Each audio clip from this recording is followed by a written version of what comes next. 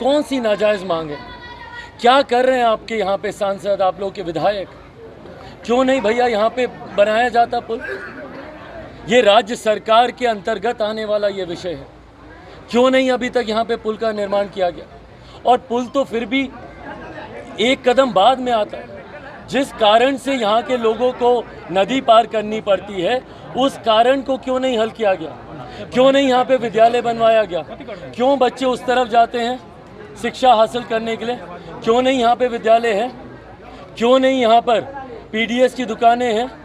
Ration लेने के लिए महिलाएं वहाँ पे जाने के लिए मजबूर हैं। क्यों नहीं यहाँ पे दुकानें खुलवाई गई? क्यों नहीं यहाँ पे विद्यालय खुलवाए गए? क्यों नहीं यहाँ पे स्वास्थ्य केंद्र खुलवाए गए?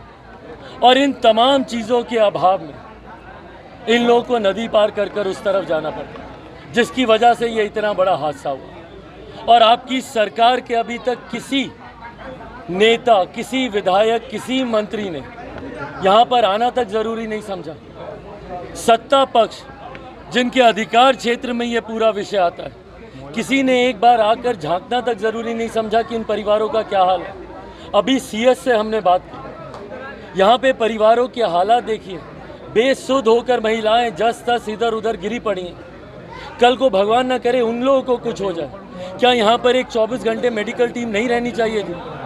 अब तो खैर समय बहुत बीत गया, पर मान लीजिए कोई ऐसा कोई बच्चा बचता जिसको तुरंत मेडिकल अटेंशन की ज़रूरत होती, क्या यहाँ पे उस वक्त मेडिकल टीम का होना अनिवार्य नहीं था? ऐसे में अभी तक गांव में एक मेडिकल टीम की व्यवस्था नहीं है। ये ऐसी चीज़ें हैं जो तत्काल प्रभाव से, और ये इतने सेंसिटिव इशू हैं जिसको सरकार को, प्रशासन को स्वतः संज्ञान लेकर करना चाहिए। इसके लिए किसी ग्रामीण को आवाज़ उठाने की ज़रूरत नहीं पड़नी चाहिए थी। पर आप सबके माध्यम से मैं सत्ताधारी सरकार से हाथ जोड़कर निवेदन करता हूँ कि जात पात धर्म मजहब से उठकर इन लोगों की मदद की जाए।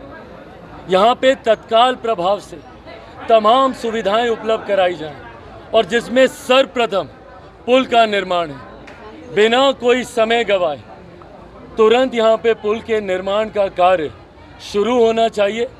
ये मांग मैं आप लोगों के माध्यम से, मैं लिखित रूप में भी राज्य सरकार, मुख्यमंत्री जी से, उनसे भी मैं ये मांग करूँगा।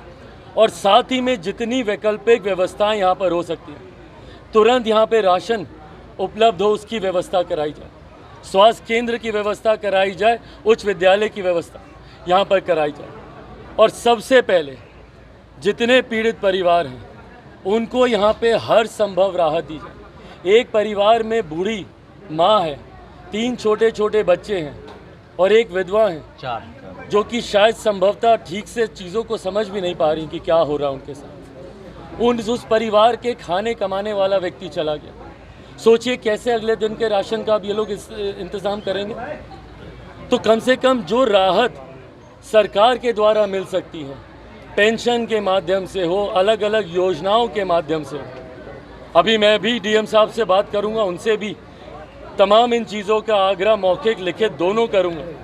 पर साथ ही में आप लोगों के माध्यम से भी मैं राज्य सरकार से ये मांग करता हूं कि तत्काल प्रभाव से जो राहत दी जा सकती है पहले वो दी जाए, और उसके बाद योजनाबद्ध तरीके से एक एक करके तमाम व्यवस्था यहाँ पे लागू की जाए, जिसमें प्रमुखता से इस पुल के निर्माण का कार्य। जिम्मेदार किसे मानते हैं इस घटना का? भाई पूरी तरीके से राज्य सरकार। आप बोलेंगे कि हम राजनीति कर रहे हैं, पर हकीकत है भारत का संघीय ढांचा है। कई विषय हैं जो पूर्णतः राज्य सरकार के अधिकार क्षेत्र में आते हैं। इसमें चाहते हुए भी कोई दूसरा कुछ नहीं कर सकता। उसके लिए स्थानीय विधायक को जिम्मेदारी लेनी होगी, यहाँ की सरकार को जिम्मेदारी लेनी होगी। पुल पुलिया का निर्माण इन्हीं लोगों को ही करा कर देना होगा, और ये व्यवस्था राज्य सरकार तत्काल प्रभाव से 50 घंटे हो चुके हैं, लेकिन अभी भी मौत की सवारी पर जारी है। नाव से मौत की सवारी अभी भी हो रही है। क्यों? क्योंकि इनके पास कोई विकल्प नहीं है। भाई क्या करेगा? जान हथेली पर लेकर अभी भी लोग नदी से इस पार उस पार जाने के लिए मजबूर हैं। क्या करेंगे भाई? इतना बड़ा हादसा होने के बावजूद ये लोगों की मजबूरी है, और मजबूरी का फ़ायदा यहाँ का प्रशासन और सरकार उठा रही है। ये मजबूरी पे हंसना ही हुआ ना, जब उस दिन मुख्यमंत्री बोलते हैं कि डीएम को बोल दिया वो देख रहा है। क्या था ये?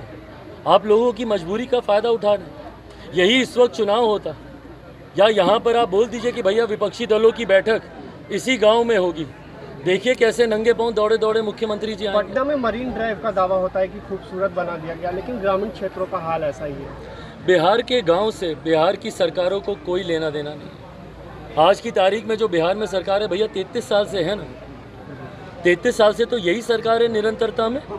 इन्हीं के घटक दल के लोग मुख्यमंत्री बनते रहे। क्यों नहीं अभी तक बिहार के गांव को मुख्य मार्ग से जोड़ा गया? क्यों नहीं अभी तक इंफ्रास्ट्रक्चर डेवलपमेंट यहाँ पे किया गया? हम लोग सवाल करते हैं, हम बिहार फर्स्ट बिहारी फर्स्ट की बात करते हैं तो बोलते हैं कि हम राजनीति कर रहे हैं। क्या हम गलत बात कर रहे हैं?